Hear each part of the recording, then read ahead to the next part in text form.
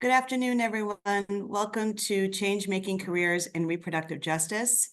We're going to give folks a minute or two to join the Zoom, and then we'll get started. I can see people joining now. It's great to see those numbers going up.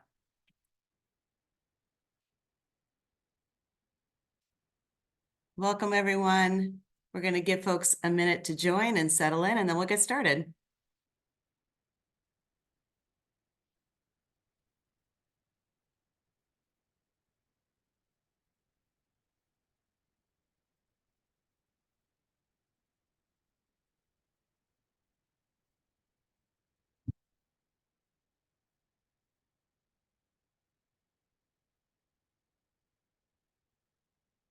Hi, if you're just joining, welcome. This is Change Making Careers in Reproductive Justice. And we're just giving folks a minute to get settled, and then we'll get started.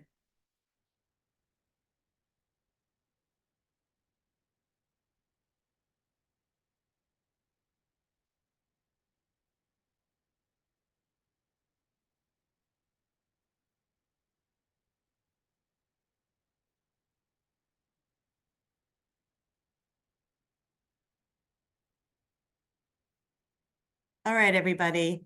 Thank you so much for joining us today. Welcome to Change Making Careers in Reproductive Justice. My name is Laura Edidin, and I'm the Senior Vice President of Programs and Policy for Women Creating Change. Women Creating Change supports New York City women by providing the tools we need to achieve gender equity through our collective power, centering women of color, low-income women, and members of the LGBTQ+ community. We offer that support through policy, advocacy, research, partnerships, and programming, such as this panel. If you'd like to know more about our work, after the panel today, you can check out the link in the chat to our Civic Matters Hub, an online resource for all things related to civic engagement for New York City women. I could not be more excited to introduce you to our panelists today, 3 women who have had change-making careers in reproductive justice and beyond. One reason I'm so excited is that you'll get to hear from women who are at different stages of their career, from less than 5 years out of college to almost 20.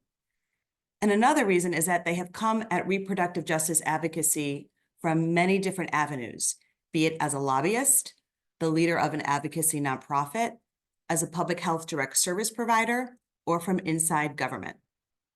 Finally, I'm excited to bring this panel to you because reproductive justice is one of the pillars, one of the priority issues that Women Creating Change is focusing on this year. There'll be time in the final segment of the panel for the panelists to answer your questions. So as questions come to you, please drop them in the Q&A.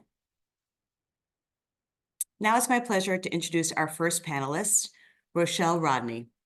Rochelle is the co-executive director at the New York Birth Control Access Project and has been with the organization since its inception 4 years ago. Rochelle created NYBCAP's Associate Board from scratch, and in the last 3 years alone has spearheaded the recruitment of and programming for over 250 advocates with the energy and know-how to grow the reproductive healthcare movement. Prior to joining NYBCAP, Rochelle interned at Protecting the East, a community health project based in East New York, and was a resident assistant at Monroe Community College and Buffalo State University. In both roles, she led workshops on the importance of safe sex and healthy relationships. Rochelle was born in Jamaica and grew up in East New York, Brooklyn. Rochelle, your first job out of college was with the New York Birth Control Access Project. Can you tell us a little bit about the organization? So the New York Birth Control Access Project, our mission is to build and energize an activist base of reproductive justice leaders by investing in young people. And at our organization, I created our associate board that currently consists of 80 young people all across New York State that advocate for the advancement of birth control access across the state as well. And we're centering our work in New York about focusing on resourcing and training reproductive health advocates. And these young adults are learning and developing expertise and skills necessary for them to advocate for legislation, policy change, and areas of direct impact.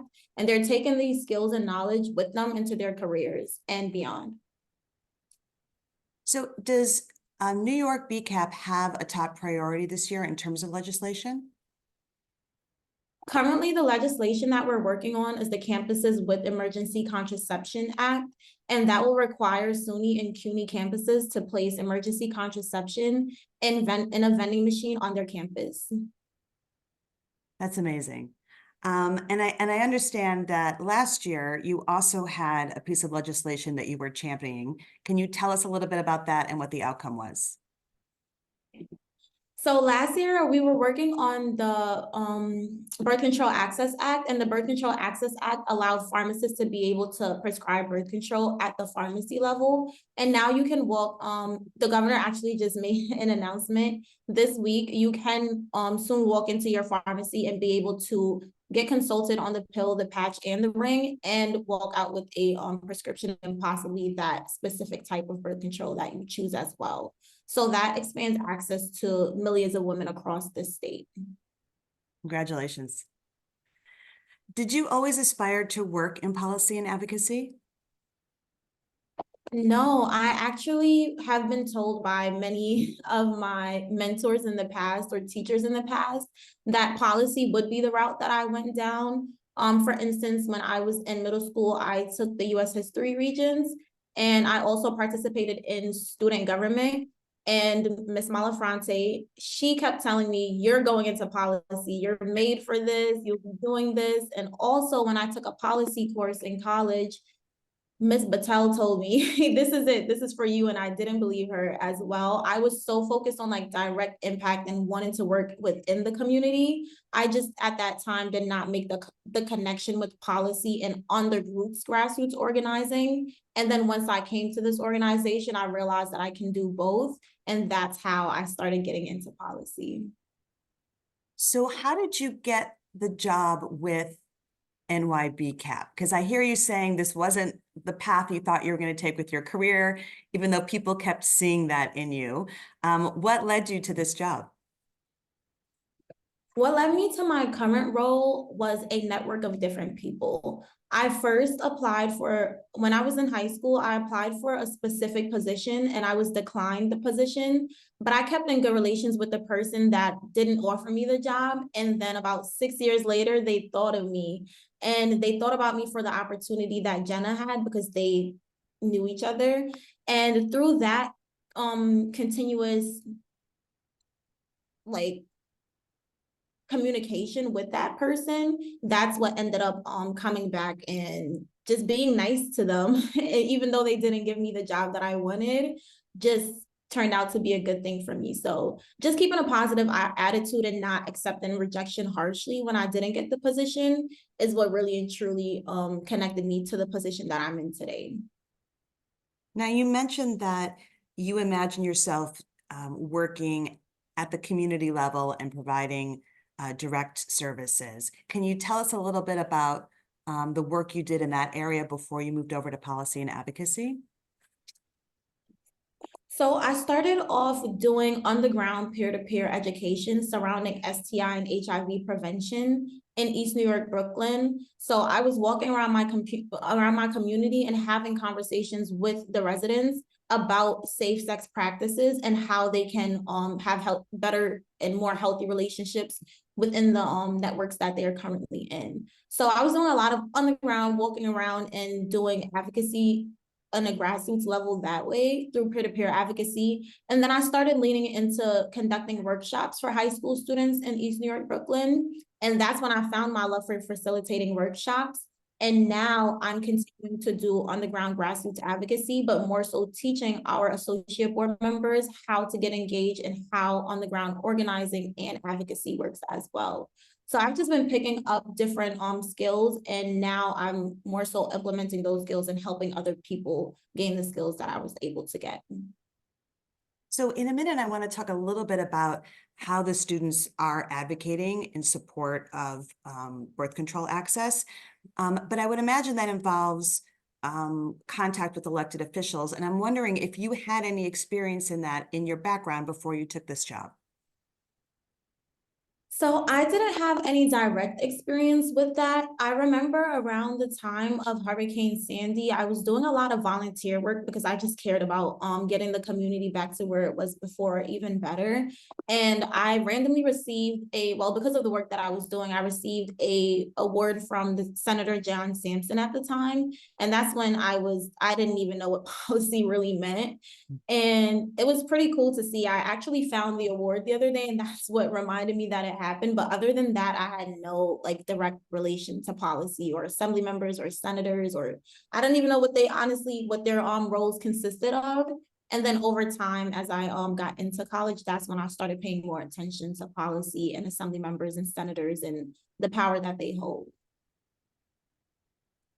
So I'm wondering, when you took this job, this would really be your first time engaging directly with electeds or supporting students in doing that. Did you have any nervousness about doing that? And do you find that the students sometimes are nervous about engaging when they first join NYBCAP? Yes, so when I took the position, I did not, my position initially did not entail doing any of the policy work or connecting with elected officials. And as I continue to grow with the organization, it just became an interest of mine that I started working on.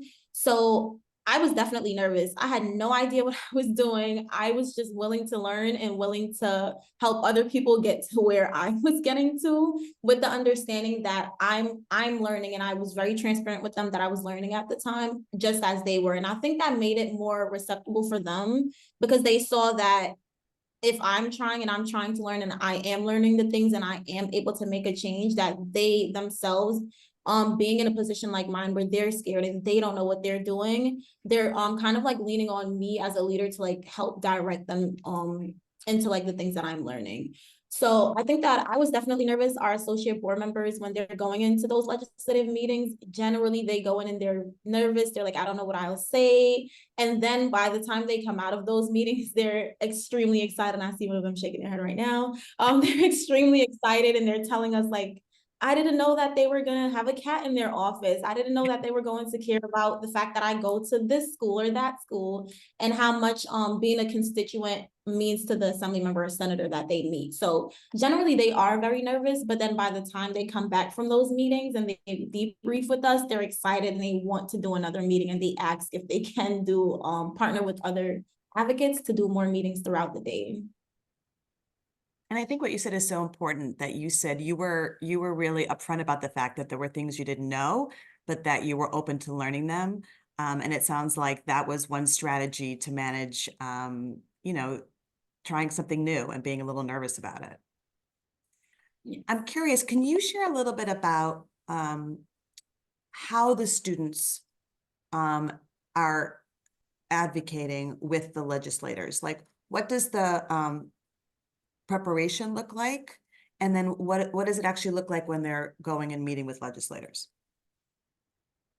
What the preparation looks like at our organization is that when our associate board members first come on with us, we talk to them about grassroots organizing and policy and give them like basic knowledge that they would need before they even go into these meetings. And we do different trainings on lobbying, grassroots, just like figuring out just providing them educational courses where they're able to figure out like who are the different people that would be in the room, like who are the comms people, what do they do, who are the lobbyists, what do. So people that they will come in contact with while they're in Albany, they now know those different roles and why each of those people are there and how do their puzzle piece fit into the larger picture. So we give them that background knowledge, and then ahead of the Albany Day, we also provide them with trainings about the bill that we're working on. And we also talk to them about different talking points and different data that they can use to help back up the points that they have. And we also help them understand, how do you tell your story? We talk to them about, why are you a part of the organization? What is it that makes you do the work that you do with us? What allowed you to volunteer your time to do something like this? That is what the legislators want to hear. You don't have to be here today advocating with us, but you are, and you have to figure out what that reason is and then bring that to the conversation so that they can understand why you care. So we have those conversations with our associate board members and prep them to, if they want to add their stories to their to the meetings where they're educating legislators about the bill, what their stories are. And I think that that's impactful for them. And they've been able to take that and put all of the information together, and they just go in with confidence, knowing that they know exactly what they're talking about. And that is generally why they come back to us and they're like, okay, like that wasn't as hard as I thought. They asked all of the questions that you said they would ask. They had questions about this, and I told them they can follow up with the team. So we just do a lot of prep in advance so that they do feel comfortable walking into that meeting. And we also pair them up with a partner or partners so that they're not walking into the meeting alone, to add that extra level of comfortability as well. Thanks for sharing that. Now, you mentioned Albany Day. Can you explain what Albany Day is and what happens on Albany Day? Yes. So our Albany Day is when our advocates take a trip with us to Albany to get a tangible feel of how does government work? Like, where does these big decisions happen? Where do our senators and assembly members disappear to when they're not in our districts?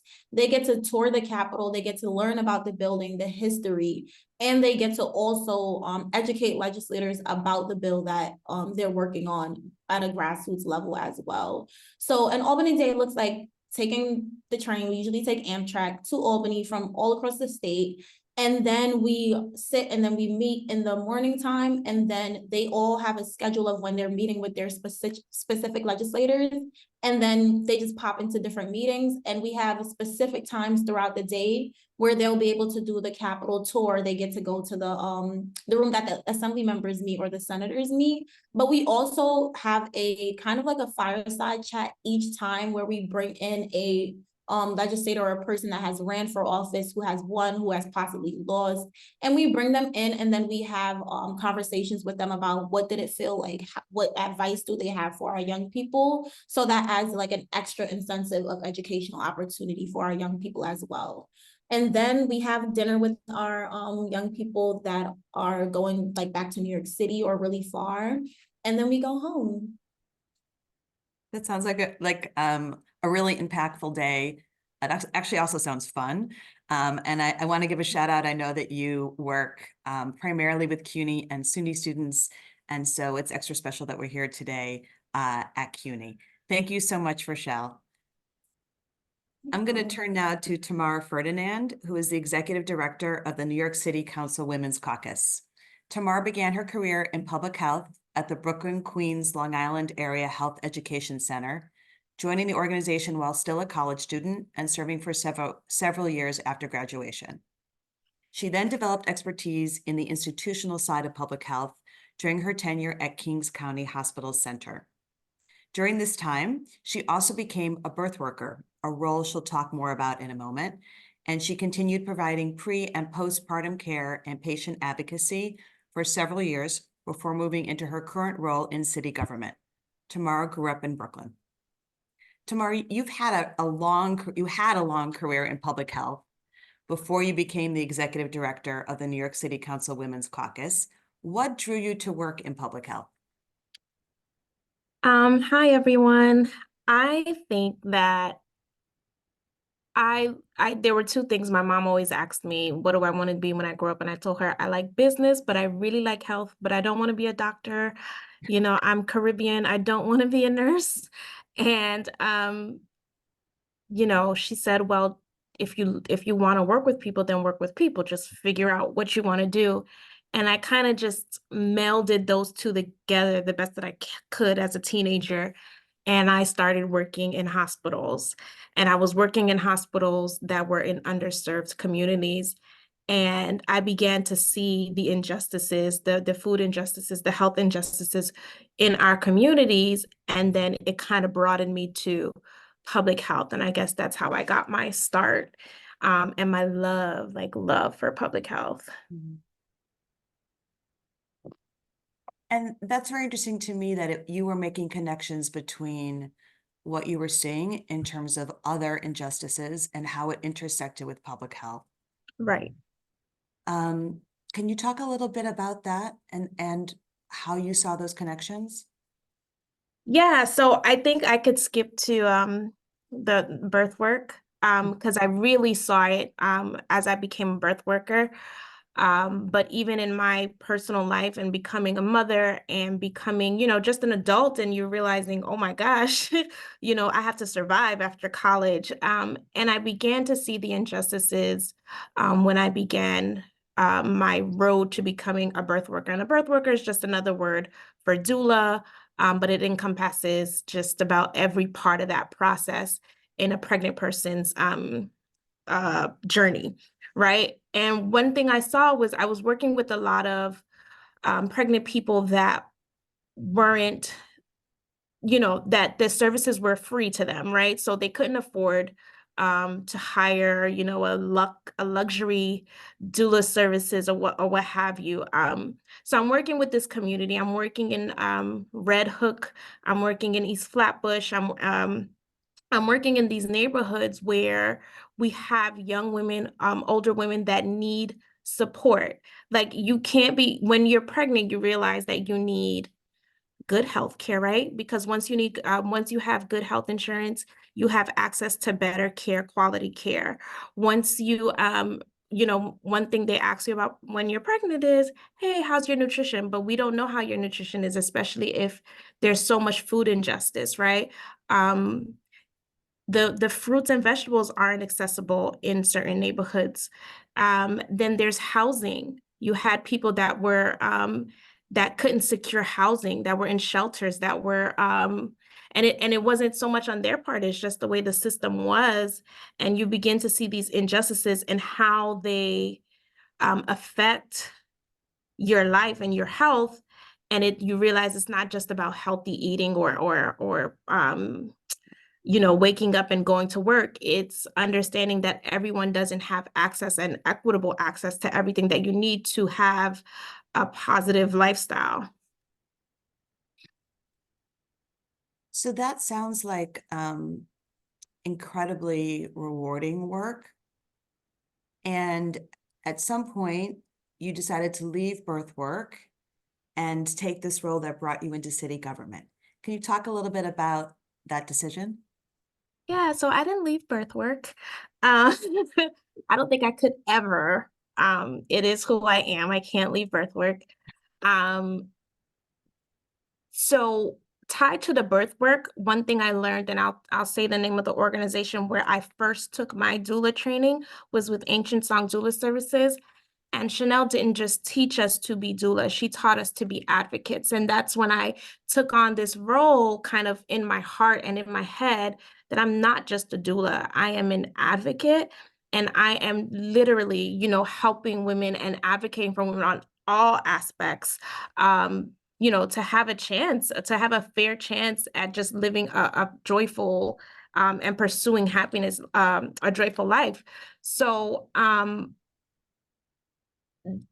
with that came, hey, if I want to change what's going on here on the streets, there needs to be more done, right? I'm very active in my community. I'm very active in Brooklyn. I'm very active in the city.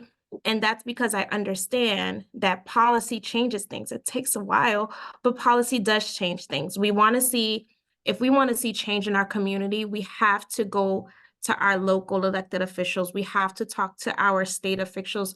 We have to talk to our federal officials. And it's important. And what was important for me was, it's almost disappointing sometimes because you're doing so much work on the community side, on the advocacy side, and you're realizing there's this like invisible wall, like you can't do any more if you don't get on the other side. So I think I didn't plan on being in government.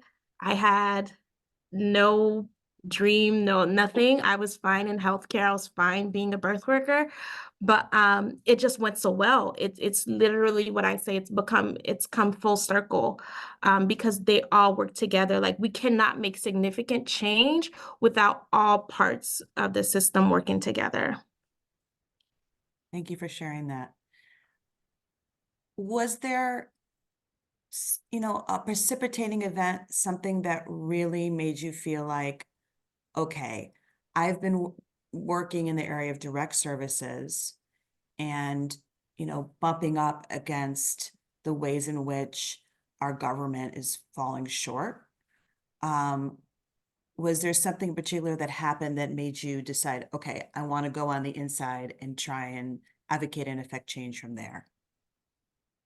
Yeah, I don't know if there's one significant moment, but and I'm gonna put on the breath worker hat for a little bit. Um, and we've talked about this and just how passionate I think we all are on the panel about the work that we do. And one frustrating piece, and it's because, like I said, I'm a birth worker all the time. And I was talking to a family, and they were sharing their birthing experience with me and some of the outcomes that they didn't like, right? And it frustrated me and it brought me to tears because they were educated, they got all the information, they were very informed. I'm not necessarily educated, but informed on the experience that they wanted and they should have gotten.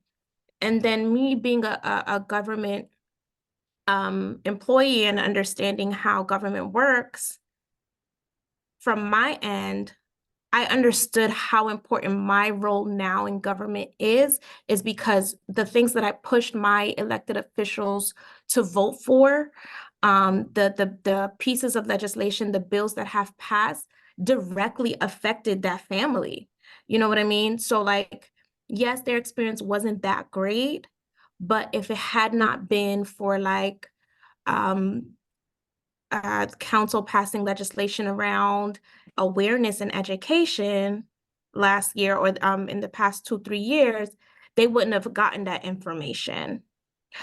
So at that moment, I understood how important it is to be here, because if not, if I wasn't here or if this legislation wasn't brought, my family would have been in a different state. And so I'm very cognizant of how important government is and how it is making a change. Sometimes it doesn't feel, sometimes you feel very removed from government and you don't know what's going on because a lot of it is honestly over our heads sometimes, but it does make real change and we get to see those changes every day. And I think that's what did it for me. Like there was only so much I could do as a doula. There was only so much I could do as an advocate, as someone pushing papers in a hospital.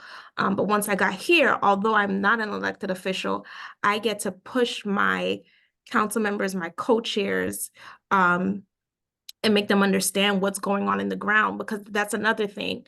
They're not experts in reproductive justice. They know nothing about reproductive justice, although their experience is amazing. And it's definitely being seen in the legislation that we've pushed thus far, but they don't know what's happening. So for me, coming in with this background and this information and this experience, I've been able to,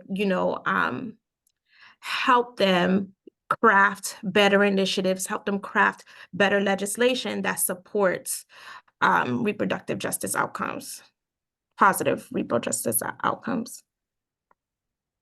And that makes me think about something we talked about preparing for the panel, which was, the crisis in Black maternal health, and how you shared that you and other birth workers came to a hearing that was being held during the pandemic about how to address Black maternal health and the exponential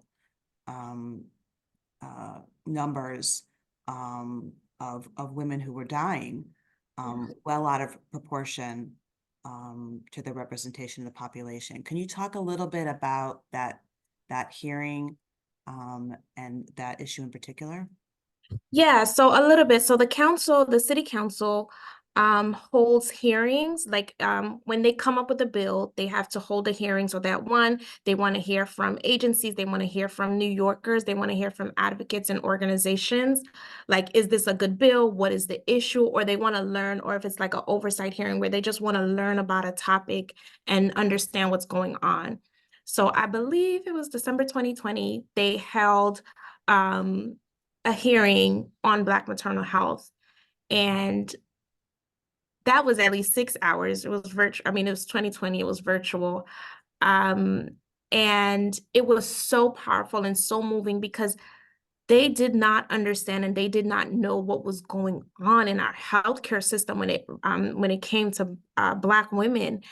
And they didn't know that they were getting coerced. They didn't know that they weren't getting listened to. They didn't know that Black women were dying at the rates that they were dying. And so it was powerful. And I think it's also good because what people don't know is that these hearings are public. Anyone could come to them. The council calendar is up. You see the schedule, you know when the hearings are, and you could apply or register to speak and give a testimony is what they call it. But for me, that was kind of my official light into what the council is and understanding the intricacies of like how city council runs and getting to meet the members and seeing what they were passionate about. And then back in 2020, there were only 13 women council members. And that has since doubled since then, more than doubled since in 2021. And what I like about this council is that the experience, we have so many mothers. We have, we now have a real, not real, but more real in numbers, an LGBT caucus. We have people that have experience. We have women that have just had children. And, I'm trying to get them to speak about being council members and becoming new mothers and doing the work that they do because it's so important. And I think when you were speaking to Rochelle about like narratives and understanding, people need to hear the narratives of Black women and when it comes to reproductive justice. I'm not sure I answered your question, but I hope I did. No, you did beautifully. And I think, you really highlighted the power of people in the community who are on the ground, experiencing the impact of legislation, sharing with their legislators what's working, what's not working. Yeah. And the idea that by sharing lived experience, you can affect policy, you can shape how electeds act.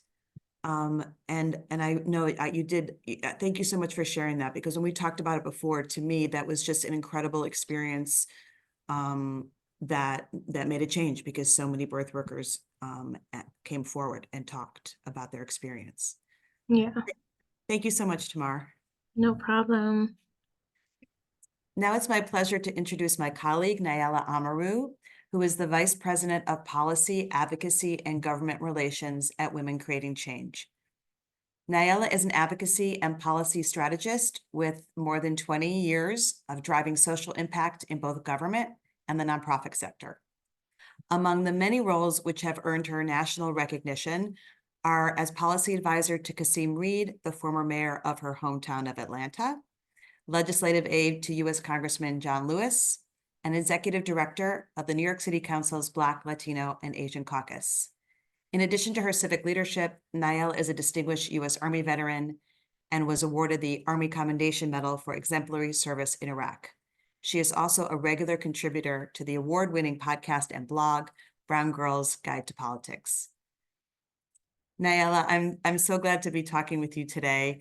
For most of your career, you have created social impact by building grassroots power among underserved populations, women, and BIPOC communities. What drew you to advocacy work? Thank you, Laura, and thank you everyone for taking the time to be here today. I was supposed to be a journalist. I was not supposed to be in advocacy and policy. I was supposed to major in communications. But I joined the Army right after high school, 3 days after high school graduation.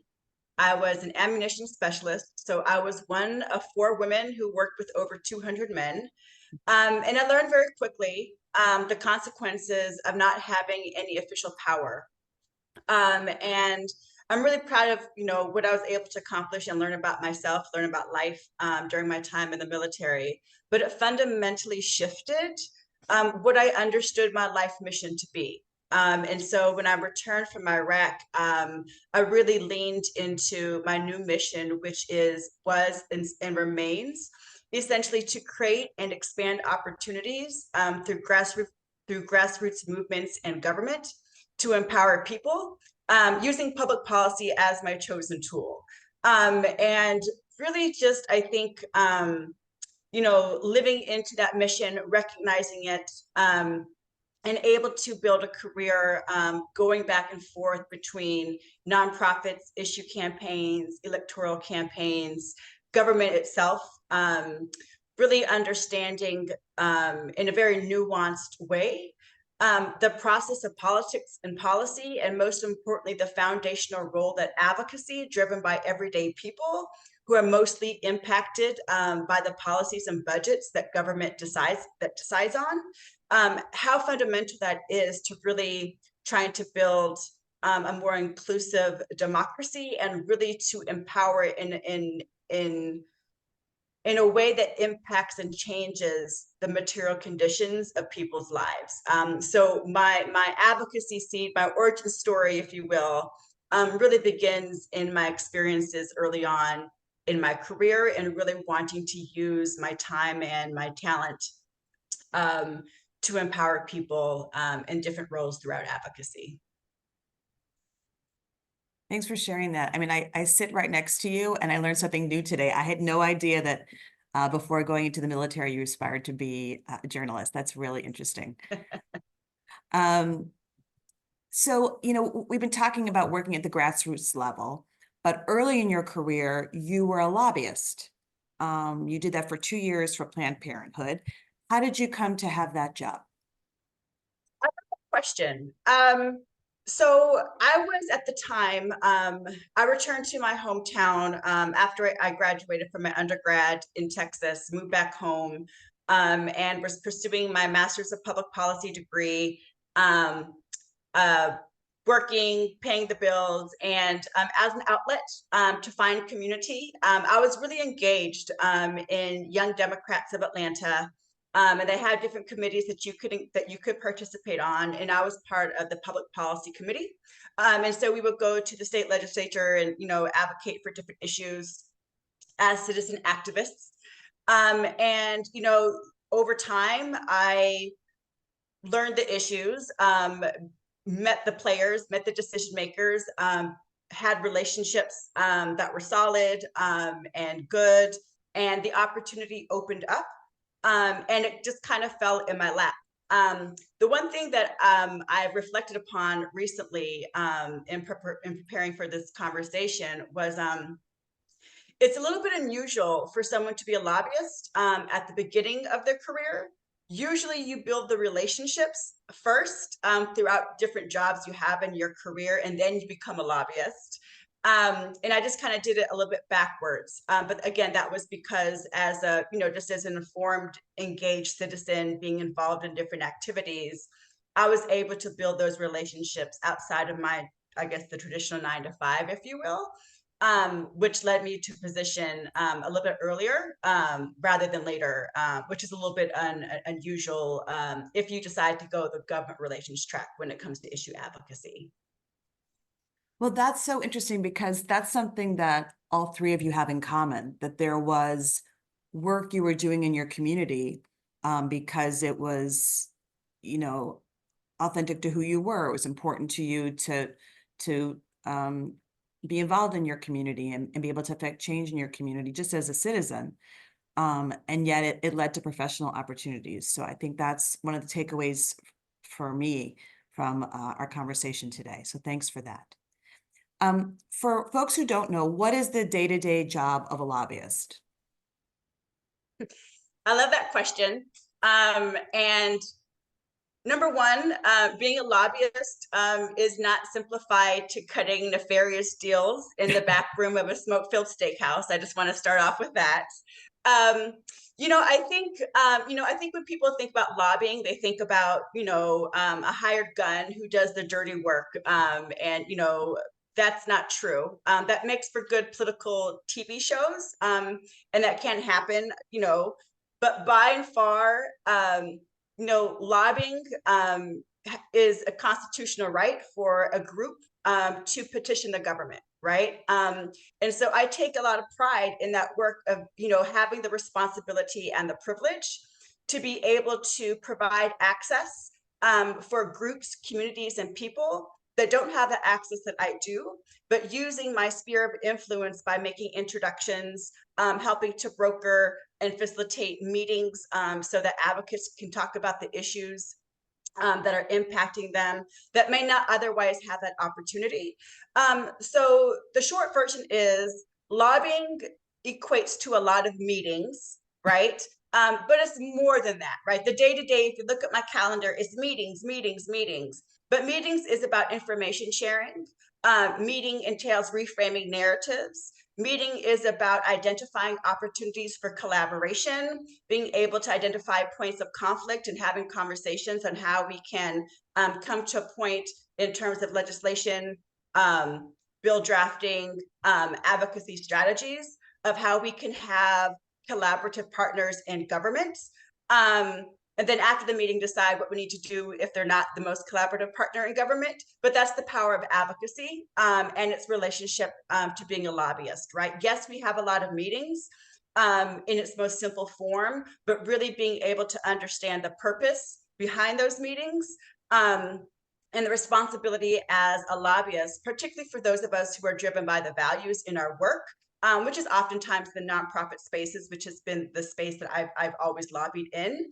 And I also think that lobbying plays a critical role when it comes to really making sure that the policies that are being discussed in such a way that really center the impacted people who may not necessarily, again, have direct access. But I take a lot of responsibility again in serving as a bridge, again, of using my direct access to government decision makers and holding the door open and holding a space in those legislative conversations, which for me, my personal orientation is the most important job of a lobbyist. Thank you for demystifying what a lobbyist does and shaking off maybe some of the negative connotations. So among the many other impressive things about you is that you have 3 master's degrees and you're currently pursuing a PhD in political science at, here's another CUNY shout out, the CUNY Graduate Center. Why did you decide to get a PhD and how does it connect to your advocacy work? I love that question because 5 years ago, I never would have imagined me coming into academia in the space that I'm in. I have 3 master's degrees because I genuinely love the process of learning. And also the GI Bill paid for that. So it's important just to say that part. And so I had an opportunity to continue to learn and challenge myself in formal education. And I got to a point in my career where because I've served in so many different roles in the advocacy spectrum, from being a consultant, a campaign director, a government staffer, government executive, nonprofit staffer, I really wanted to deepen my own understanding of my work as a practitioner, but be intentional about understanding it through an academic lens. And part of that process of me coming and pursuing my doctoral degree was acknowledging the love-hate relationship I have with academia, because my experience prior to now has been academia is so disconnected from reality. And as a practitioner, I generally didn't find what academics were talking about of any use, right? So a big incentive for me coming back, aside from the personal challenge of understanding my craft in a different way, is I want my academic research to be used as a tool to empower grassroots organizations. And now that I'm in academia in the hat that I am, I know which questions to ask, because I've had the experience of negotiating budgets, of negotiating bills, of being part of different coalitions, some successful and some not, in a way that many academics who have just read and done research don't. And so that is fundamentally why I wanted to get my PhD, was again, the personal challenge of, again, challenging myself to think about my craft in new and different ways. But really, I want my experience, the research that I get into, to help empower grassroots organizations. Thank you for that. And I think that's another theme that we've sounded today, which is that getting experience on the ground in the field, knowing your community, you know, is going to inform policymaking, is going to inform thinking about legislation, and that it's important to have a real grounding in what's happening to the people who are impacted by the legislation, and what it is they need, to hear that from them before deciding what government should do. So thank you so much, Nyla. Absolutely. Thank you. Thank you. So I'm going to pose 2 questions to the whole panel, and then we'll move into questions from the audience. So again, if there's anything you'd like to know from our panelists, just drop it in the Q&A, and we'll make sure to address it. So I have a question that it came out of the conversations that we had getting ready for the panel, and I'd like each of you to answer, but I'm going to start with Nyla. We talked a little bit about imposter syndrome, this belief that somehow you're inadequate and a failure, despite all evidence to the contrary, that you are in fact skilled and successful. And the fact that we all felt that at some time, and that it seems to be particularly common among women. Is there a time in your life when you felt that, and how did you push through it? Thank you for that question. The better question is, has there ever not been a time when we have not felt that? And identifying, you know, ways of how we manage through that. A lesson I have learned in my career has been, as I look back on the decisions impacting my career as well as my life, the decisions that have been most impactful and game-changing have never been the decisions that were rooted in confidence, never rooted in that thinking of, I totally got this, I absolutely know what I'm doing. It's always been rooted in me feeling insecure, like I'm not prepared for this, or I'm not ready, or I don't know what's going to happen, and not letting the fear stop me from pursuing what that next step for me was.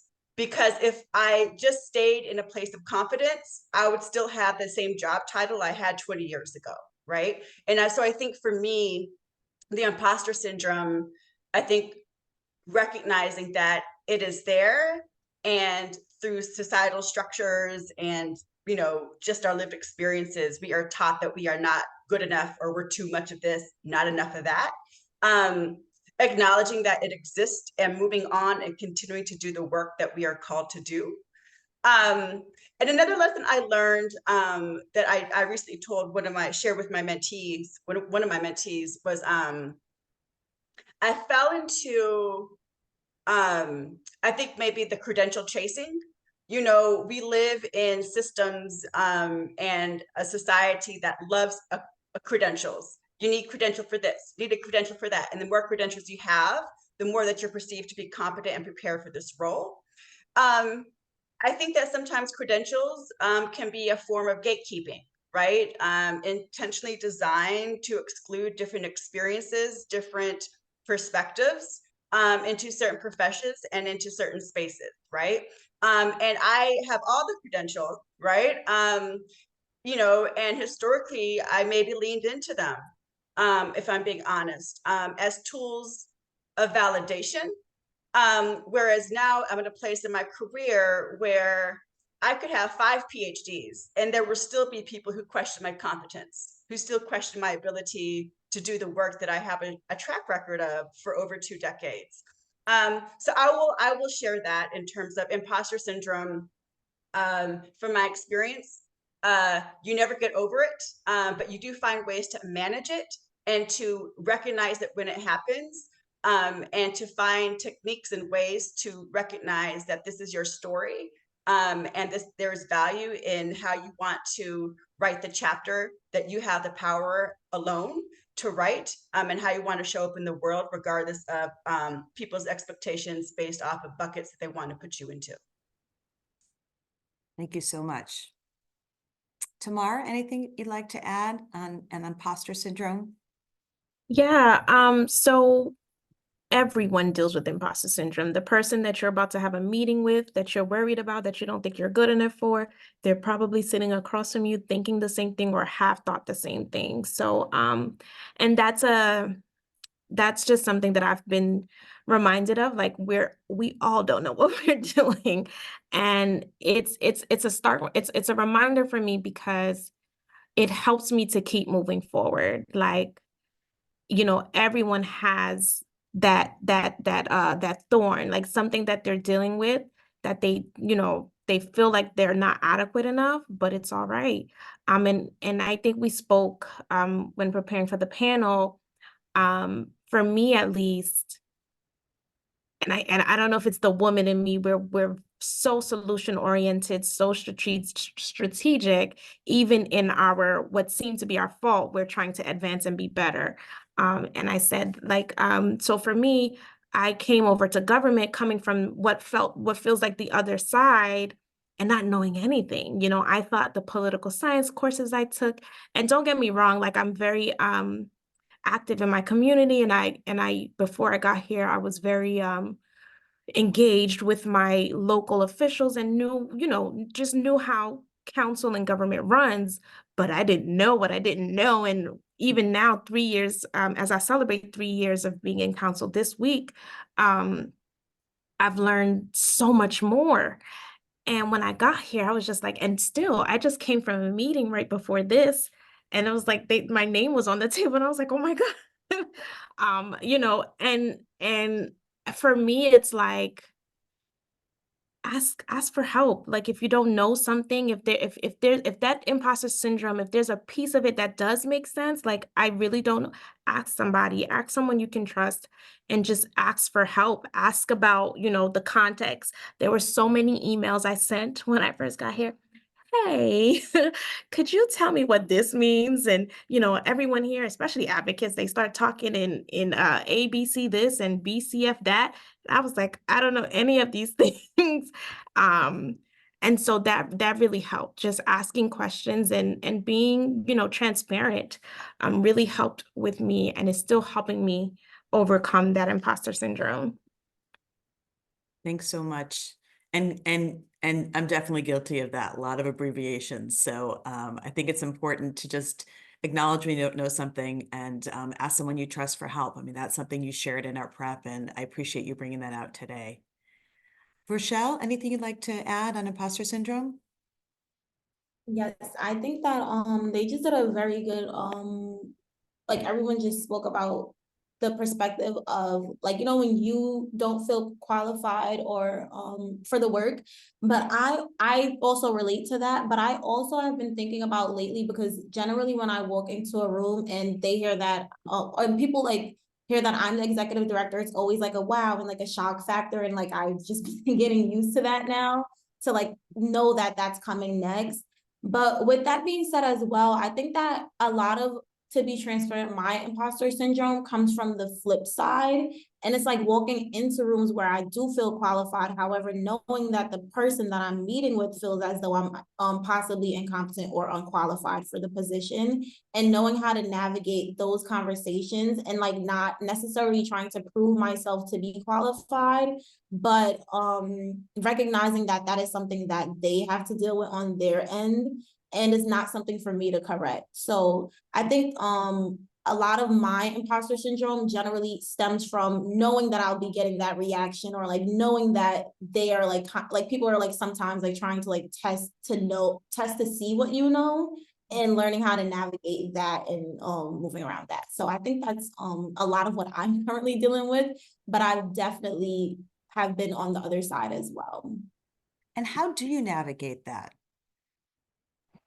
So I think it's just like having the mindset that is not my job to prove myself to those people that I am qualified because I'm in the position for the reason of being qualified, and just not taking it personal, because I realize that it doesn't have to do with me as a person, is that they are wired to think a certain way, like a person being at a certain age or just a person with different characteristics might not be qualified for a role. So that's something that they have to internally work on, while I just continue to do the job that I'm doing. And it's frustrating and it gets annoying, but that's how I'm able to like not like make it really like affect me much.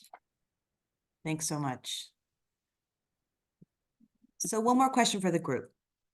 During our conversations preparing for the panel, one thing that came out is that people are often drawn to advocacy work because they bring lived experience of the very injustice they're fighting. And in the context of our conversation today, I'm thinking in particular of the Black women who created the very concept of reproductive justice as a human right. I'd love to hear from the panel if you have advice for women of color on how to manage the trauma or re-traumatization of doing this work. Thamar, can we start with you? Yeah, sure.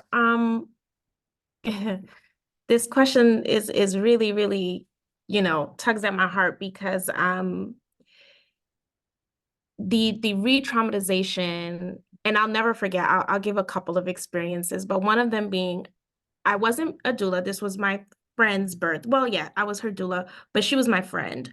And, she's in the middle of giving birth. We're in a hospital and the doctor says something. And, I reacted to it. And later on, I mean, weeks after she's given birth, she's home. Her husband turns to me and says, "What happened?" Like during, like, he remembered that moment.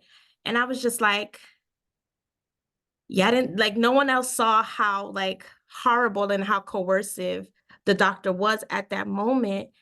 And what we don't realize is us as advocates, as working in government, working in advocacy, we are traumatized every single time.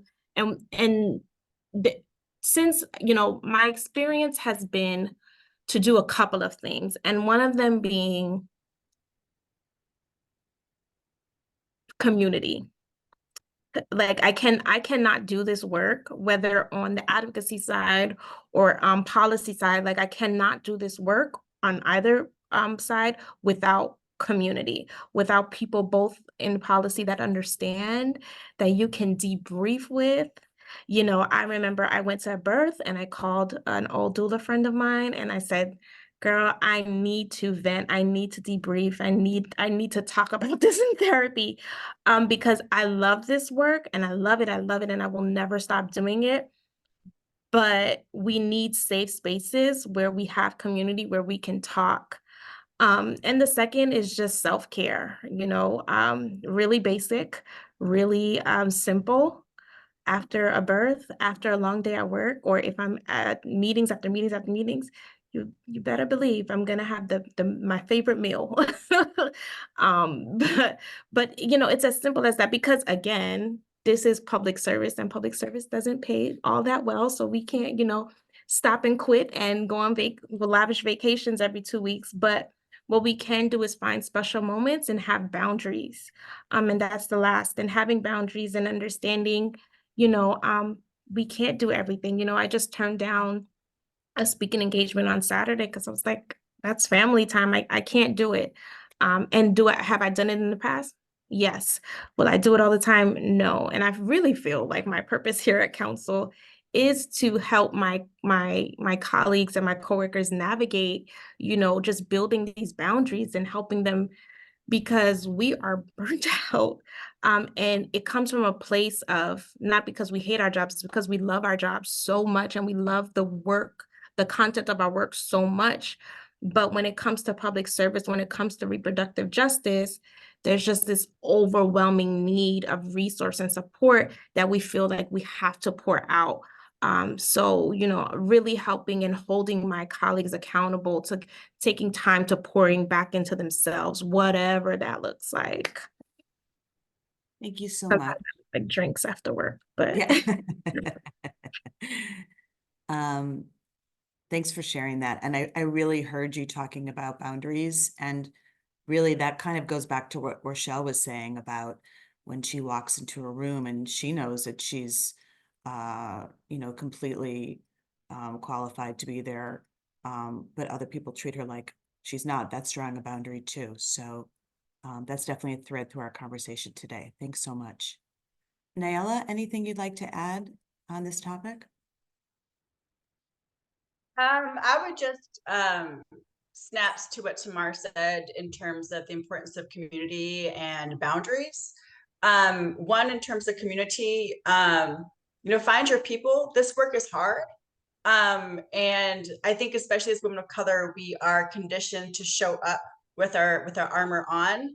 And nothing that no one can do or say will get to us, because then we're seen as not being capable of the work, not being ready for leadership positions, or like not ready for all the things.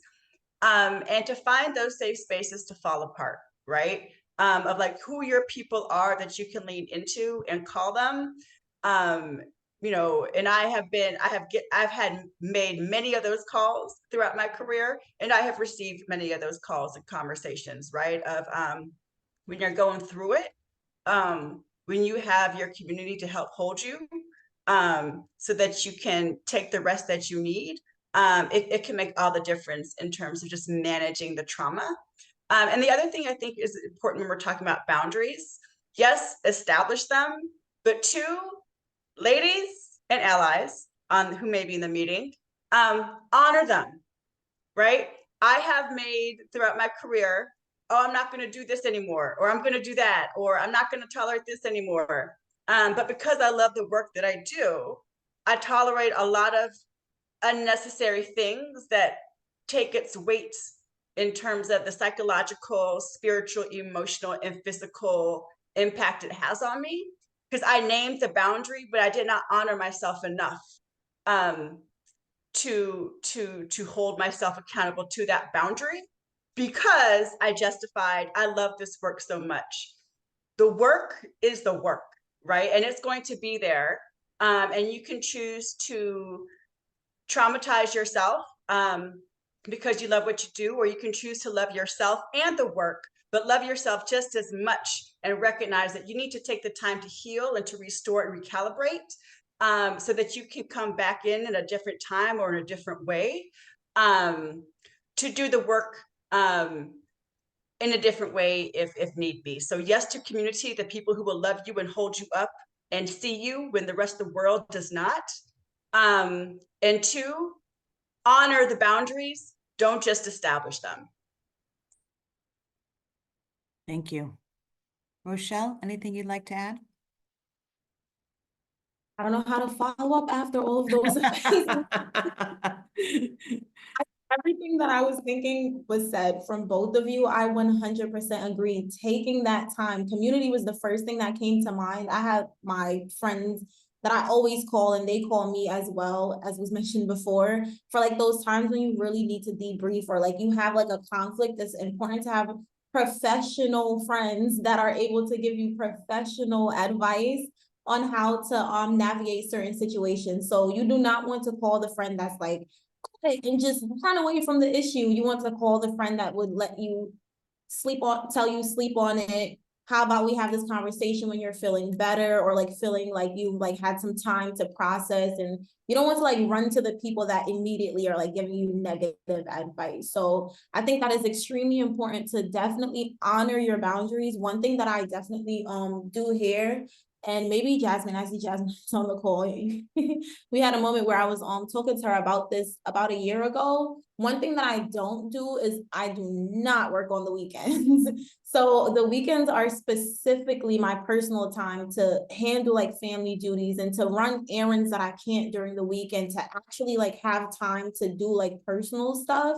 So I'm very keen on not responding to work text messages on the weekend. I do not exist on the weekend in my work life unless I'm doing like an event, or if I like committed to doing a task on the weekend, I definitely will. But generally, like I've set the boundary so people don't even contact me because they know they're not getting a response unless it's an emergency. So I'll see the message. They like, if it's something that I need to see, they'll write it to me. They know that I'll see it. And if it's important, important enough to not like mess with my family time, I'll acknowledge it, or at least like give a thumbs up. And then Monday morning, as soon as I wake up, I'll respond.